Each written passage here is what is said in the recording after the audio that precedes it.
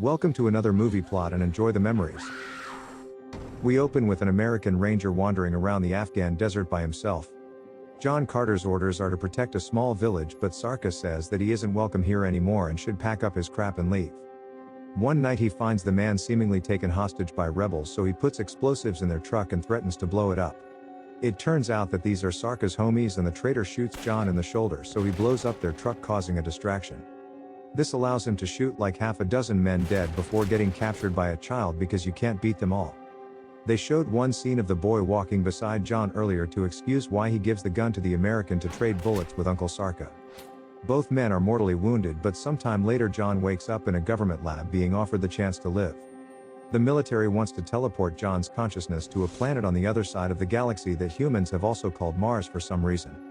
They've developed the technology to compress John into a 16 gigabyte USB stick and want to test it on somebody with nothing to lose. The dying ranger's memories leave his bullet-ridden body through a wormhole and enter a 3D printed replica on Not My Mars. Called Barsoom to the locals, it looks remarkably like a desert in Southern California and is called home by a princess named Dejah. She notices that John doesn't have any weapon hidden between his butt cheeks, so orders her new henchman not to kill the naked stranger. Sab then puts his sword away and the Martians depart in an airship, leaving John to slowly die of starvation because that's so much better. Sometime later he wakes up alive and John can now leap iconic filming locations in a single bound, so begins incredible Hulk hopping everywhere he goes. He comes across a crude shelter used to incubate some alien eggs, so steals some material from it to create a shabby little loincloth. The moment he puts Willie away, a tribe of green Martians show up riding space dinosaurs with pathetic short arms called thoats. One of the warthog lizard men called Tarkas walks up like he's entertaining a crowd and hurls a spear at John, but he hits an egg and skewers the baby. John says sorry about that, but I wasn't just going to stand there, so Commander Tarkas says fair enough, now put this on. With a collar around his neck, John is brought back to Thark City, but they halt outside first to present their latest find to the king. Known as the Jedak, he won the throne by defeating the last Jedak in fair combat, but Hajus has grown fat and lazy over the years. Despite being unable to understand Martianese, anyone can tell when somebody is ordering Monkey to dance, so John bounces around a bit. Tal is like, yes, very impressive hairless space rabbit, and gives his grunt of approval before leaving. John then swings the alien holding his chain into a rock, turning his entire skeleton into dust, but the rest of the party just laugh.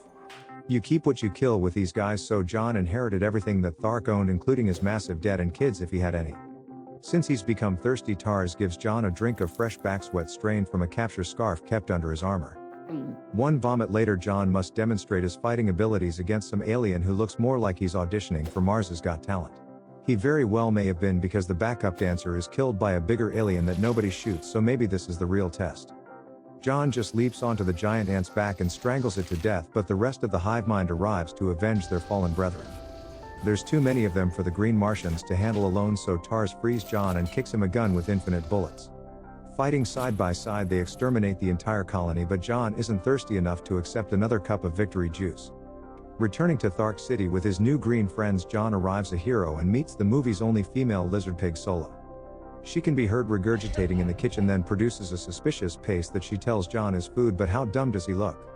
Finishing the bowl and asking for another serving, he discovers dinner comes from the undisclosed end of a large space grub. That's where this ranger in a survival situation draws the line, not at Tar's back sweat or Sola's vomit, but at basic looking bugs. When the lighting changes, Tarkas restrains John and forces a jubilee beetle down his throat because it's perfectly good protein and helps in more ways than one. Now able to understand the Martian language, John is told to walk lower on an incline to give the appearance that humans are much shorter. He receives a set of amateur armor that's just leather bracelets and boots when suddenly an enemy airship approaches. This is a regular occurrence, yet the Tharks have no anti-air weaponry and just shoot at it with their rifles until the engine catches fire.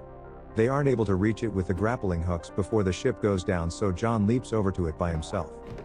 He sees Dejah leaves some people in the care of Sabthan, but the moment she abandons ship on a skybike, he shoots them both dead. He then flies away, so John leaps over and hides the couple on the surface before the Tharks can arrive and desecrate the bodies. The dying man says that he's the master engineer of the oxygen pumping station that keeps the planet's air clean, so now we're likely all to suffocate. He dramatically says save the princess, then kicks the bucket, so at nighttime John tracks down Dejah, who apparently crashed her skybike. She threatens to cut off his head, but John assures her that he's an ally and promises not to give her up to the bloodthirsty Tharks. He then knocks her out cold and gives her up to the bloodthirsty Tarkas, who throw her into a cage and bring her back to their city. She's now considered Jon's property, so is safe from harm until they reach the double-wide Dejah, who's known to have a thing for smooth skins. Dejah is angry, however, so she throws a cup of her surprisingly well-hydrated pee in Jon's face, but he usually has to pay extra for that. Before his face has even dried, they pass the royal pumping station, which Dejah says her people maintain to provide oxygen for the whole planet. Tarkas think this is just a lie they tell to keep everyone living in fear, but haven't been able to raid it to check for themselves because it's only accessible by airship. That night, Dejah's cage is placed far away from any guards and has holes big enough that I'm sure she could just squeeze through. Jon risks another case of pink eye to get close enough to the princess and convince her that the Tarkas aren't all bad, but she's already made up her mind. Suddenly a swarm of flying spiderlings approach, so they place the cage back on the thoats and begin sniping the giant Martian mosquitoes. It's rather easy for everyone else, however. Dejah is left to defend herself by punching the big bugs with her bare hands. She goes from sitting there calm and anticipating another attack to covered in a swarm of hundreds of these little buggers in a matter of seconds. The Tarkas decide to let her out of the cage, and when the bugs are finally defeated, Jon tries to convince them to let the princess go. It's not explained whose sweat she's made to drink nor how Tarkas didn't feel this spiderling that Dejah saves his backside from. That's still not enough for them to release the valuable bargaining chip, but she's now allowed to straddle Jon all the way to the Dejah. It's a large desert palace where Jabba the Tarkas sits with two slave girls, because just one would be an asymmetric nightmare. However, both have had their eyeballs removed by King Cholesterol and nearly another half a dozen in his exclusively smooth-skin harem. He intends to do the same thing to Dejah, who's easily held down just by her wrists and doesn't try to kick or anything.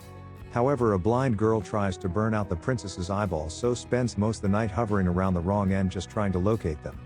Just then Sola enters and kills the one inept Tarkas before escorting the princess to safety because every other guard took the day off.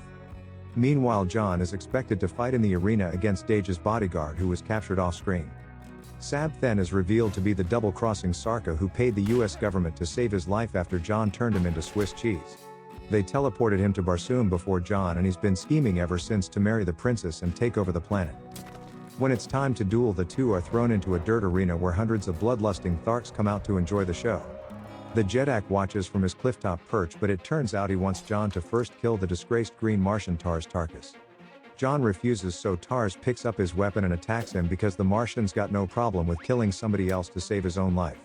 However, when he's easily defeated and Tarkas refuses to yield, Jon hammer tosses him into a cliff just enough to knock him out. Next, he's expected to face Sarka, but he kept his superpowers a secret from the Tarkas, which is why he isn't chained up like Jon. He's able to just leap straight out of the arena and get away, which makes you wonder how they managed to catch him in the first place. When Tarkas wakes up, Jon picks up a rock and obliterates the cliff that Tal watches from, causing him to fall into the arena. Tarkas challenges him to his throne, but the Dejah has grown slow in his plumpness, so is easily defeated, and now the Green Martians have a new ruler. He allows Jon to go after Dejah on a skybike, who's at the oxygenation station with Sarka, and assumes that he's trustworthy.